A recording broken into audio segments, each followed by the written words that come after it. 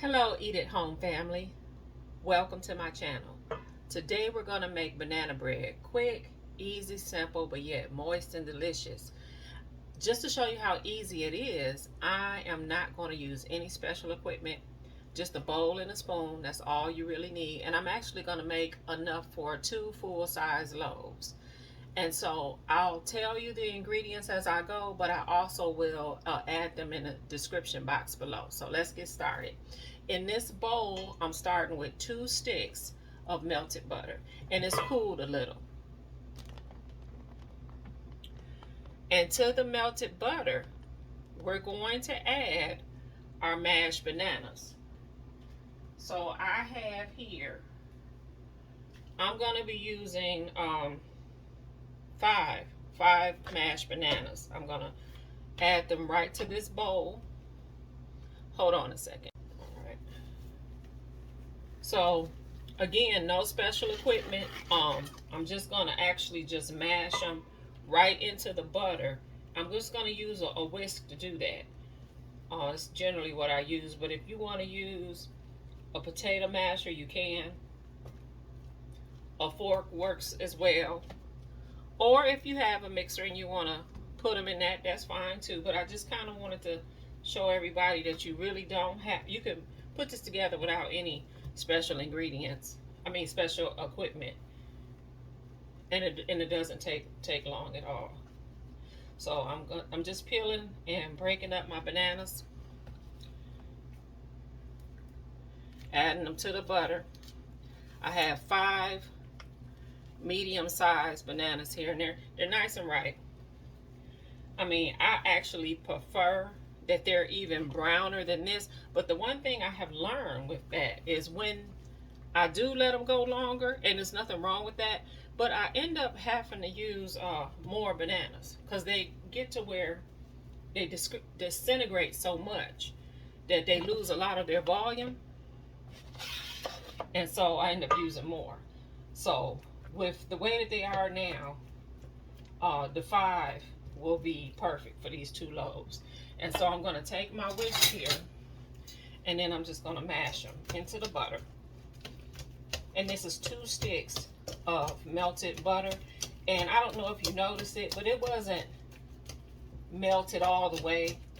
You know, it's just partially melted. And it really doesn't matter. You could use fully melted butter. You could use just softened butter. Or you could use, just the partially, like I did here. Now, how well you mash this just depends on how you like your banana bread. Like if you want a few chunks of banana in your bread, then leave it chunky. But if you want a nice smooth texture, then you want to keep going. I'm kind of somewhere in between, because I do like different textures in the things that I eat. So kind of get it in between here. And again, like I said before, this is going to make enough for 2 full-size loaves. But if you don't need that much, this recipe can be easily cut in half to make 1 loaf. So I'm going to leave my banana mixture about there. That's about how I like it. And so set that to the side. Now to this, I want to start adding my wet ingredients. I'm going to need a cup of buttermilk. Use a cup of buttermilk, and I'm just going to measure that out, make sure I got enough. All right. And to that, I need 4 eggs. And I generally just crack my eggs right directly into my buttermilk. I'm a big fan of cutting down as many steps as necessary to make things go faster.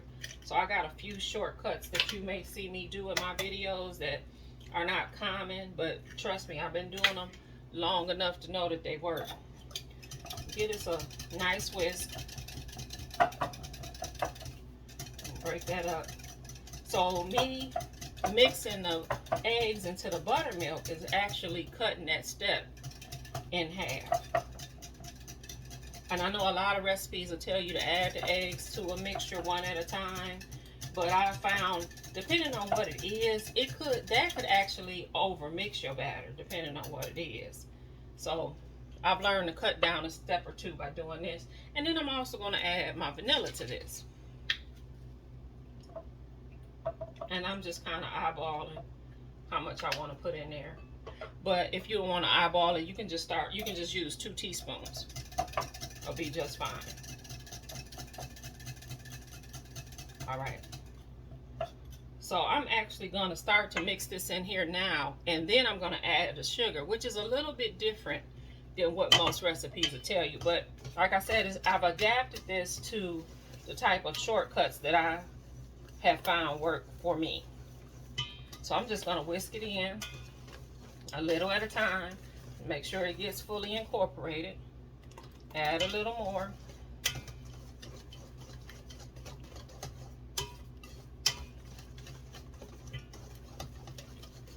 And then I'll add the rest of it.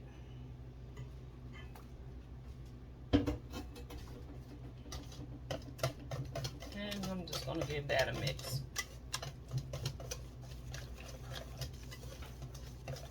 And banana bread is one of those things that's like pancake batter and like biscuit dough. Any of your quick breads or muffins, you don't want to take a long time to mix. Mixing them a long time and getting them completely smooth will actually make the final product really tough. So this is perfectly fine. Give it a try. So now to this, we're going to add, I got 2.5 cups of granulated sugar. We're going to add that on in. Get that a nice whisk and get that incorporated.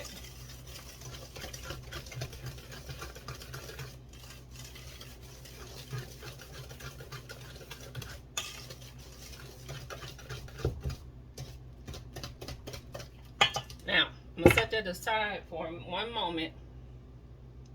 So we're going to start adding our dry ingredients. And in here I have 2 teaspoons of baking soda and 2 teaspoons of salt. To that, I'm going to add a teaspoon of cinnamon. And I'm actually going to add 1 heaping teaspoon of cinnamon. And then I'm going to add and this is optional, just 1/4 of a teaspoon of nutmeg. And nutmeg is not traditionally put in banana bread, but I just happen to like the spice and the warm flavor that it brings to it. So I add a little of it, and a little of it goes a long way. You don't need a lot, but you may want to try it. It really is that good. And so I'm gonna give these little ingredients here a mix, and then I'm gonna add them to the batter, just like so. We give that a mix.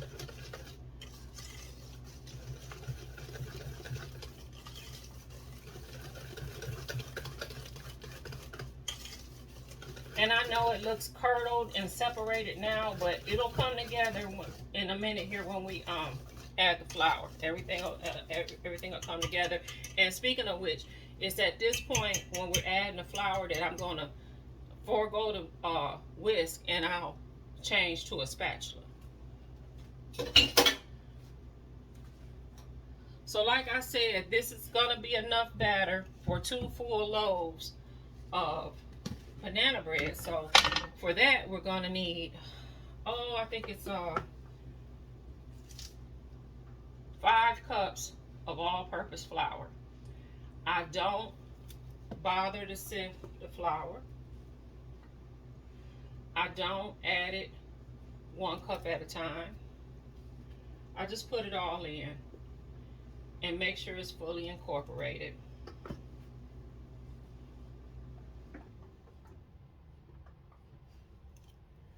One more.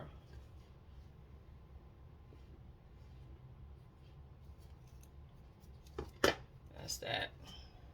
Get this out the way. Grab my bowl here, and then I'm going to start to fold the ingredients together.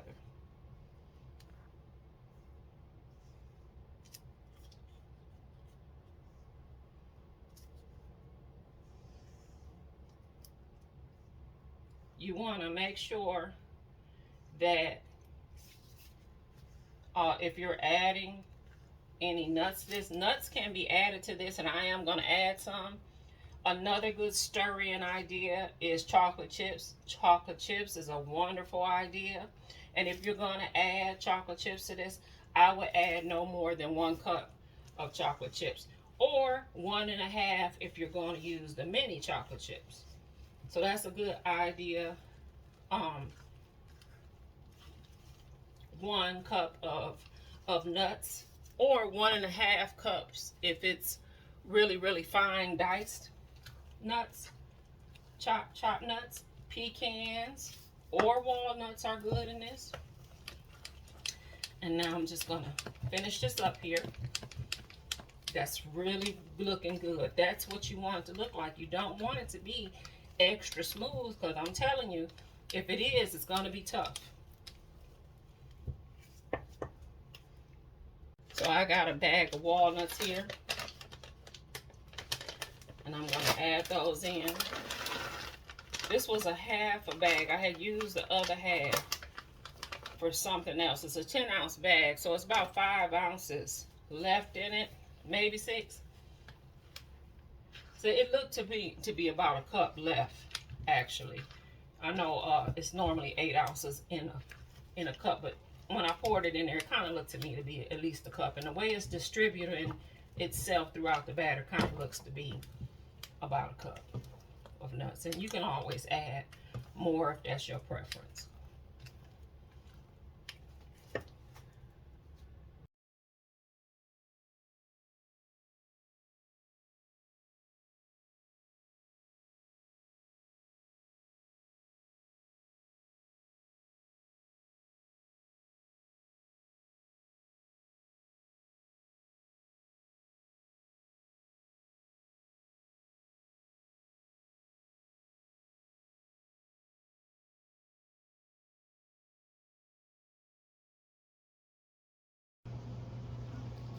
Okay, so another little trick here.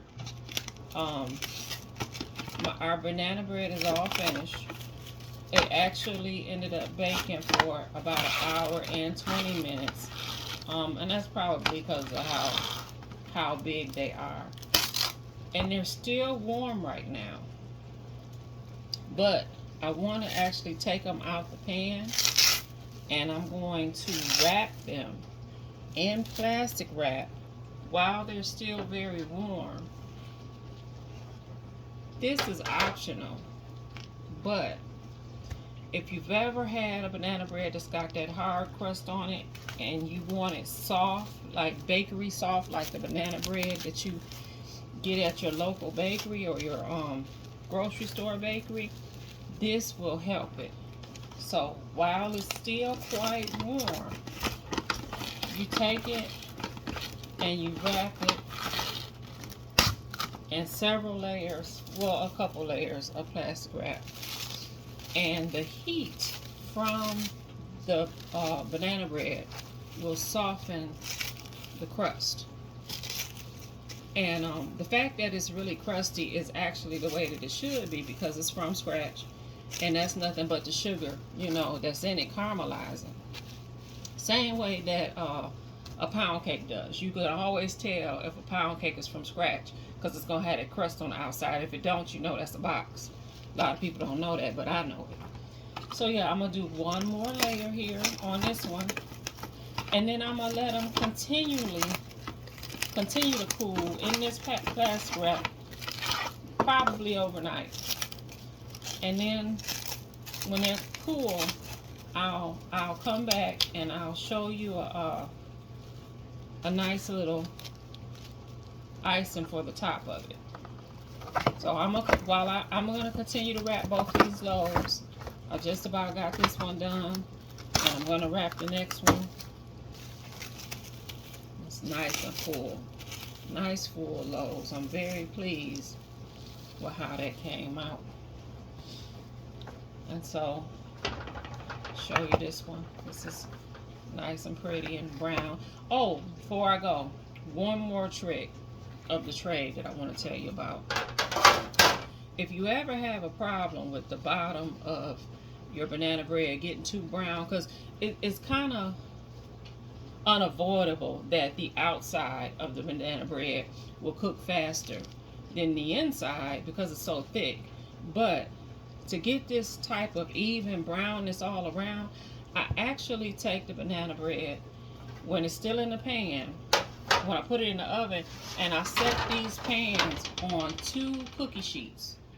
And what the 2 cookie sheets do is kind of insulate the bread and keep it from browning too fast, and which also will kind of add to the cooking time sometimes. But I prefer to have mine, you know, like this nice even color all the way around, and not this all black and dark and this is light, and you know, that's just not appetizing. So I'm gonna wrap this and then I'll come back.